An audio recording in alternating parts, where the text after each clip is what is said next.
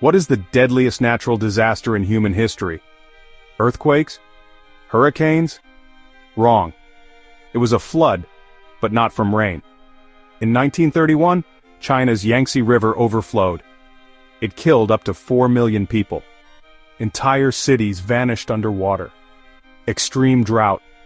Then sudden storms. Poor infrastructure. And zero warning systems. Nature does not need fire or quakes to destroy. Water alone can erase civilizations. Follow Brain Blast for more shocking truths.